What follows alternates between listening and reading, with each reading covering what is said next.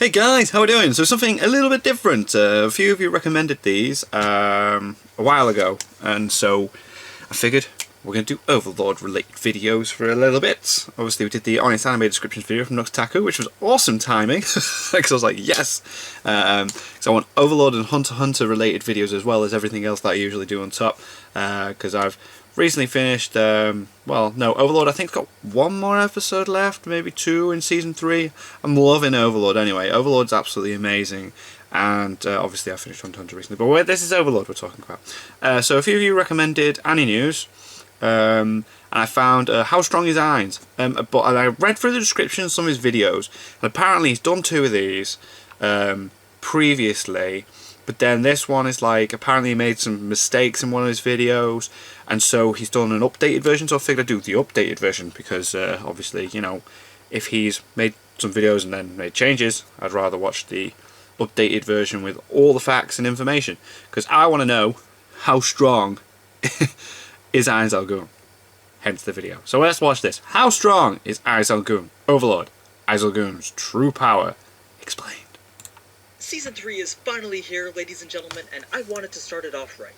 Welcome to the How Strong is Insert Character Here Overlord Explained series, where you guys will vote in the because he's done a How Strong is Albedo, How Strong is Demiurge video. Today will be the updated version of my pilot episode from a few months ago.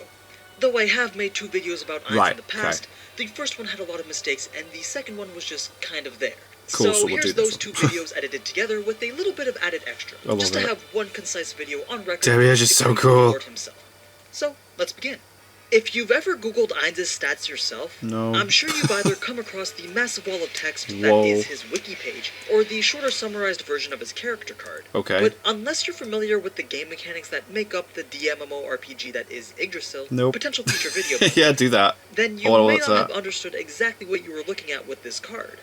Here we have Ainz Ooal Gown, formerly known as Momonga, of the heteromorphic race, with the title, The Strongest Magic Caster with the Appearance of a Skeleton. Cool. He's at the max level of 100, comprising mainly of the Elder Lich, Skeleton Mage, and Overlord racial classes, followed by the Necromancer and Ruler of Death job classes. Cool. But those titles probably don't mean anything to you. So, as simply as I can put each, an Elder Lich is an undead evil magic caster supported by unholy life. Cool. Skeleton Mage is just a type of Elder Lich that dictates appearance. Usually a skeleton body consisting of both human and animal parts. And Overlord is the final form of a skeletal Elder Lich, the highest tier undead that allows for the use of ultimate magic. Then, as I'm sure you already know, Ruler of Death and Necromancy just refer to the ability to raise and command the dead. So just as any RPG video game works, those titles are just races that are now one of my minions to limit the abilities and skills that you can use. The job classes are then just a specialization of the racial classes to further refine what your character is capable of. Ainz's character was one that focused very highly on death magic over anything else. So when Yggdrasil was still a game, in terms of actual PvP combat, his character build wasn't the best at securing victories. It was more the use of tactics and equipment that granted him success in a lot of the PvP fights. Which you can if you're see when he's fighting. Ainz really isn't that powerful, at least when compared to the other players who are level 100. But in the New World, how many people do we actually know that are level 100? Let's put this into a little perspective for you, just so you can make some comparisons between characters that we've seen in the anime. So Ainz is 100. All the Floor Guardians are also 100. The Battle Maids range between level 50 to level 70. Wow, okay. Then we've got someone like Evil Eye who's level 50, Clementine, Brain, and Gaza who are around level 30. Oh, what, really? And everyone else and he's just challenged Ainz to a fight. Spoilers, when sorry. When role-playing with Nabe as an adventurer, they tend to tone down their power levels to around that of level 30 as well, unless they're trying to put on a spectacle like they did in Season 1. Now, if we were to look at Ainz's stats, there's a clear focus on all his magic stats, tankiness, and special abilities. I was MPs off the thing. He had a very specific route in mind when he was creating his character. One that allowed him to surpass the game's 300 spell limit and learn a total of 718 through his Dark Wisdom skill unique to the Overlord class. Because of his vast knowledge of spells that pretty much surpassed any other player, he is capable of adapting to many situations by knowing which spell is best for what time. Makes sense. However, because of his focus on only magic skills, he's limited to the number of weapons he can use, and even more so by his class restrictions. Although it is possible to bypass these restrictions with certain equipment, as we saw him do in his fight with Shaltir. Now, let's quickly run through all his skills, abilities, and traits. But be warned, if you don't want to know the full extent of what he's capable of, then I suggest leaving now. I want to know. Bear with me. there's quite a few to get through. It's not all 718 of his spells, but goddamn does it feel like it is. Okay, let's start with the traits that come from being a basic undead. And yes, these were taken directly from the wiki. So we have biological penalties resistance, bludgeoning vulnerability, critical hit immunity, dark vision, death immunity, disease immunity, double damage by fire, eating, drinking, and breathing are necessary. He really wants to be able to just like take a lot of damage then. Well, not take any. It's very defensive, isn't it? Mind affecting immunity, necromancy resistance, paralysis immunity, physical penalty resistance, poisoning immunity. A lot of immunity and resistance to stuff, which is really good. These pretty much speak for themselves, since they're rather par for the course for any undead type character in a video game. But what about the Overlord race skills? We have ability damage, acid immunity, arcane vision, black halo, create undead, dark soul, dark wisdom, despair aura, which causes fear, panic, confusion, insanity, and that's so cool. Death. Just having the aura, just like high tier magic, kind of like Hunter x Hunter with the ice immunity, the aura that negative protection, the guards speak evil tongues, status damage, slashing damage resistance, piercing damage resistance, a lot of resistance to stuff, and unholy protection. I think what's important to point out here would be his high tier physical immunity. It makes him immune to all attacks that are below level 60. Right. So basically, Jesus he's Christ, immune to pretty much every character he's ever encountered in the anime. Yeah, so no one could do anything to him. Then you already know Dark Wisdom lets him surpass the limit on the number of spells that he can learn.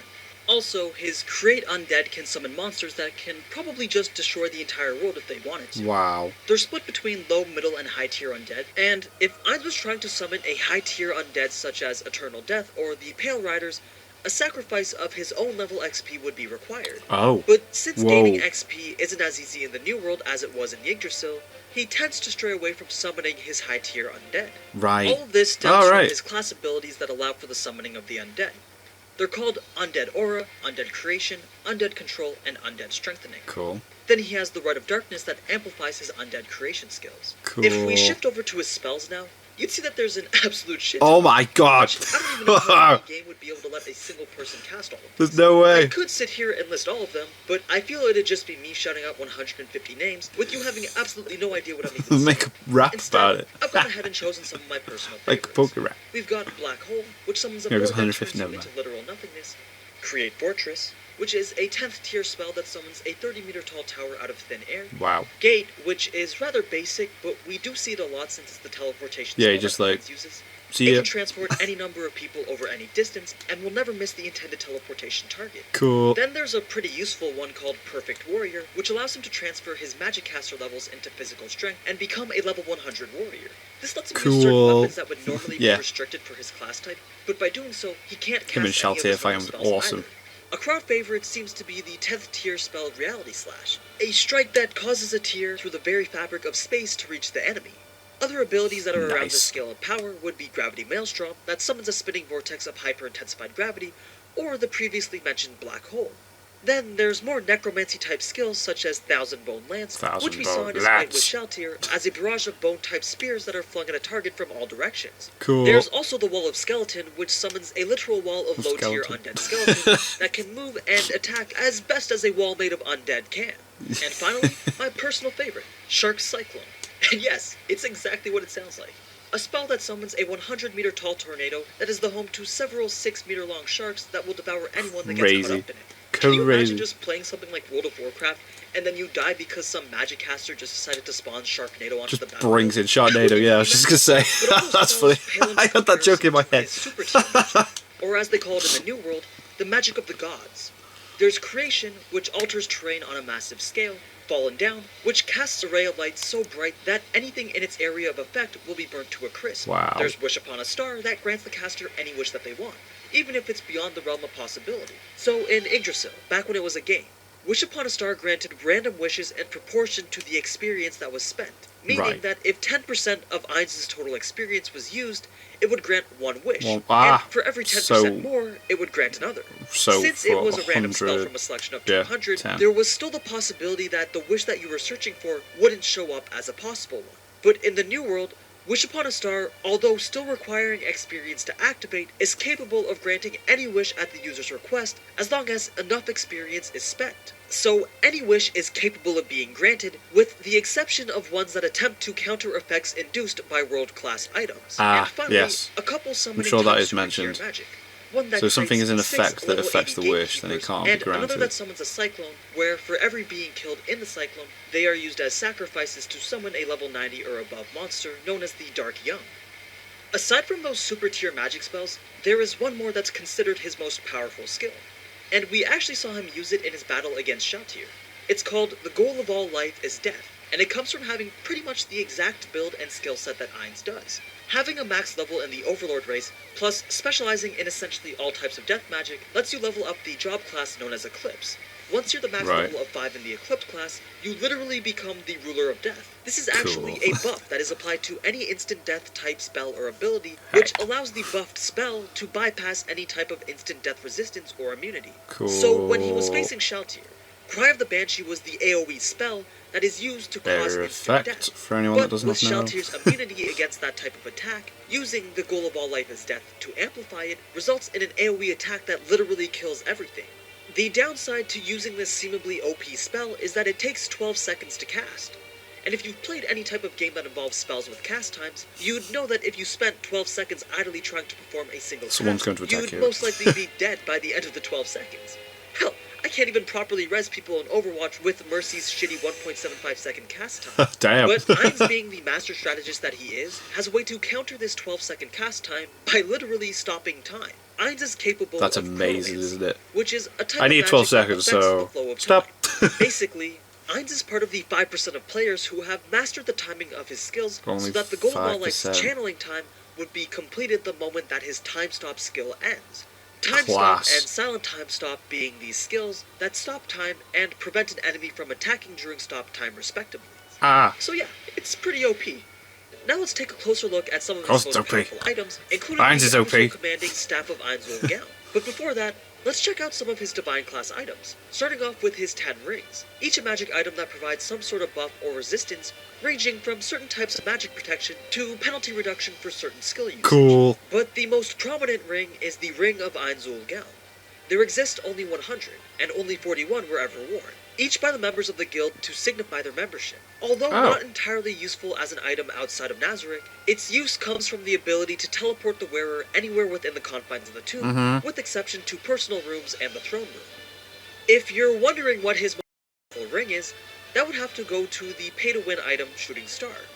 It's an item that allows for the use of Wish Upon a Star 3 times at no experience cost. Then everything else from his robe and belt to the jewelry that he wears are all Divine Class items, which just means that they have a very high capacity to hold data. He also has other equipment, as we've seen in the anime, just like the Mask of Envy, or a modified version of Frost Pain. But since you've seen those in action already, I'm sure you're not as curious about them as you are about the staff. The guild weapon that represents the amalgamated efforts of every member that was a part of Ainz Ooal Gown. Yes. This is no ordinary item that was won through a mere quest or a difficult raid. It was crafted with treasure collected through many years of hunting, questing, and they all put it together, didn't they? The light novel put heavy emphasis on the fact that so many members of the guild had taken significant time from their real lives to put this item together. So, if it represents the pinnacle of their efforts, what exactly does it do? Well, the staff is imbued with 7 gems, each a piece of a rare set that is held in the mouth of their own golden snakes that are intertwined to make the formation of the staff. Each gem alone has their own unique, powerful abilities, such as high-tier monster summons or greater control over one's class skills. But when combined, it grants the user even greater powers that would make Ainz's base stats here that much more powerful. And yes, that already overmaxed MP bar would go even higher. No way! Although, before Ainz had entered the new world, the staff was never actually used by him, or anyone else for that matter. My MP will never go down. Ainz's character. It was such a precious item that signified everything that the guild was, that it was just kept deep within the Tomb of Nazarick. So, since the staff is also a guild weapon, it brings its classification level near to that of a world item, but not quite at the level of data capacity that can modify the very fundamental of the game, as world items were known to do. The staff also gives the wielder what's essentially moderator privileges to the Tomb of Nazareth, allowing them to modify restricted settings or NPC flavor text. Which is why now, aside Albedo from is these how few she pieces is. of equipment that I mentioned, there's still so many more, since I haven't even gone through his Dark Warrior equipment, some of his consumables, and who knows how many cash shop items this man has. But yeah, that's pretty much all the important stuff you're going to need to know about how strong Ainz is. I apologize for this pretty much being a re-upload, but it didn't feel right having... I haven't seen them, so I'm cool with it, man. have so much misinformation. And it was still getting quite a fair number of views, so I wanted to put something better in its place. If I had enough time, I would have just re-recorded the whole thing, but sadly this is still only a hobby of mine. Anyway, don't forget to go and vote in the community poll for the character that you want me to cover next. But as always, thank you so much for watching. That was awesome. And if you enjoyed this type of anime content, then you already know what to do. So until next time, ciao! That's cool. I was quite hesitant when I first started, because obviously when I start watching a new channel, I'm not used to how the person talks or how they present the information and that. But that was decent. That was awesome. So I'm definitely going to check out more, because I've got I found that he's done a How Strong is Albedo. That'll be interesting. And then I'm really looking forward to the How Strong is Demiurge. Demiurge is the boss, man. Demiurge kicks ass. He's my favourite. He's the mastermind behind everything. He really is. He really is.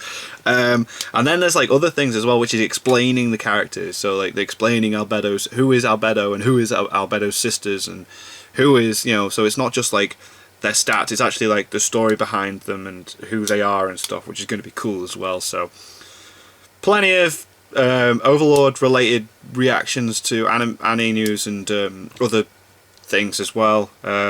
So that was awesome. My god, Ainz is so OP. I just love it when you see the bar and then the MP bar is over. It's like, what? There's so much resistance to stuff. I didn't realise, well, I like it as well, it's like, anyone that's 60 or below, he's just immune to anything. So that's, like, majority of people he's faced, like, so far.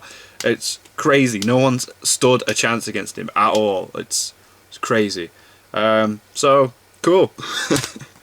And that makes sense with the fight with Sheltir as well, because if all his Floor Guardians are 100, as well as him being 100, that's why the fight was so intense, and Sheltir was meant to be one of the most powerful as well. So I hope he does the How Strong is the Sheltir, that'd be really cool. But anyway, thank you guys very much for watching. What did you guys think of that? What did you guys think of this? Click like, subscribe if you haven't already. Leave comments down below, let me know what I should watch and discuss in future videos, and I'll see you guys, it's all you guys, next time.